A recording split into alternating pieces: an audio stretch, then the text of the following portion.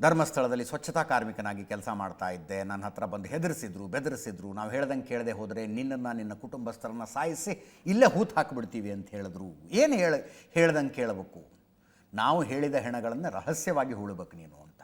ಯಾರಿಗೂ ಗೊತ್ತಾಗಬಾರ್ದು, ಪೊಲೀಸರಿಗೆ ಗೊತ್ತಾಗಬಾರ್ದು, ಗ್ರಾಮ ಪಂಚಾಯತಿಯವ್ರಿಗೆ ಗೊತ್ತಾಗಬಾರ್ದು, ಡಾಕ್ಟ್ರುಗಳಿಗೆ ಗೊತ್ತಾಗಬಾರ್ದು, ಹಾಗೆ ಹೂಳಬೇಕು ಅಂತ.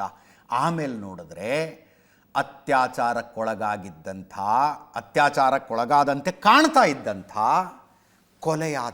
ಕೊಲೆಯಾದಂತೆ ಕಾಣ್ತಾ ಇದ್ದಂಥ ಶವಗಳನ್ನು ನನ್ನಿಂದ ಹೂಳಿಸಿಬಿಟ್ರು. ಈಗ ಪಶ್ಚಾತ್ತಾಪ ತಡ್ಕೊಳ್ಳೋದಕ್ಕಾಗ್ತಿಲ್ಲ, ನಾನು ತೋರಿಸ್ತೀನಿ ಆ ಸ್ಥಳಗಳನ್ನು ಅಂತ ಈತ ಹೇಳಿದ್ದು. ಆ ದೂರನ್ನು ನೋಡಿದಾಗ ಸಹಜವಾಗಿ ಅನೇಕರ ಪ್ರಶ್ನೆ ಕೇಳಿದ್ರು, ಅಲ್ರಿ ಹೆಣ ಹೂಳೋದು ಅಂದರೆ ಏನು ತಮಾಷೆನಾ? ಹೆಣ ಹೂಳುವಷ್ಟು ಗುಂಡಿ ಒಬ್ಬನೇ ತೋಡಬಹುದಾ? ಒಬ್ಬನೇ ಹೆಣ ಹೊತ್ಕೊಂಡು ಹೋಗಿ ಕಾಡಿನ ಮಧ್ಯದಲ್ಲಿ ಹೂಳೋದಕ್ಕಾಗತ್ತಾ? ಇತ್ಯಾದಿ ಪ್ರಶ್ನೆಗಳು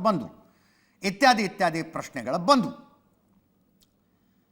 ಆ ನಂತರ ಈತ ಇಂಡಿಯಾ ಟುಡೇ ಕೊಟ್ಟಂಥ ಇಂಟರ್ವ್ಯೂನಲ್ಲಿ ಹೇಳ್ತಾನೆ, ನಾನು ಒಬ್ಬನೇ ಹೂಳ್ತಿರಲಿಲ್ಲ, ನನ್ನ ಜೊತೆಗೆ ರಾಜು, ತಾನಾಶಿ, ನಮ್ಮ ಸಂಬಂಧಿಕರು ಇವ್ರು ಯಾರ್ಯಾರು ಇರ್ತಿದ್ರು ನನ್ನ ಜೊತೆಗೆ ಅಂತ. ಹಾಗಾದರೆ ನಿಜವಾಗಿಯೂ ಕೊಲೆಯಾದ ಶವಗಳ ಅಂದರೆ 4-5 ಜನ ಸೇರಿಸಿ ಹೂಳುವಂಥದ್ದು.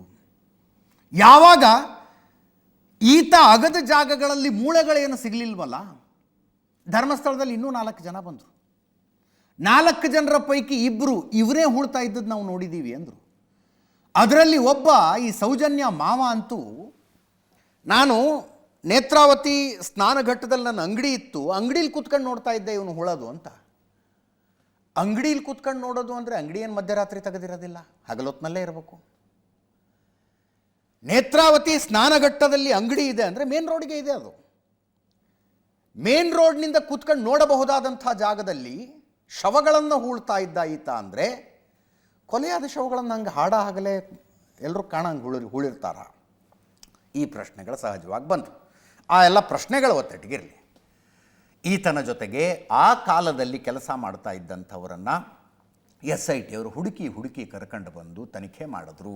ಅವರ ಹೇಳಿಕೆಗಳನ್ನು ಪಡ್ಕೊಂಡ್ರು. ಏನಾಗಿದೆ ಹೇಳಿ ಆವಾಗ ಅಂತ. ಹಾಗೆ ಹೇಳಿಕೆ ಕೊಟ್ಟವರ ಪೈಕಿ ಬಹುತೇಕರು ಅಪರಿಚಿತ ಶವಗಳನ್ನು ಹೂತಿದ್ದು ಹೌದು.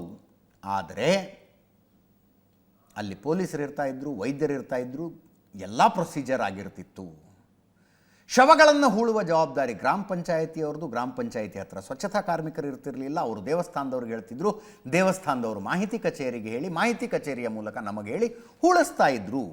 ಇದೆಲ್ಲವೂ ಲೀಗಲ್ ಆಗಿ ನಡೆದಿದೆ ಅನ್ನುವ ಹೇಳಿಕೆಯನ್ನು ಕೊಟ್ಟಿದ್ದಾರೆ.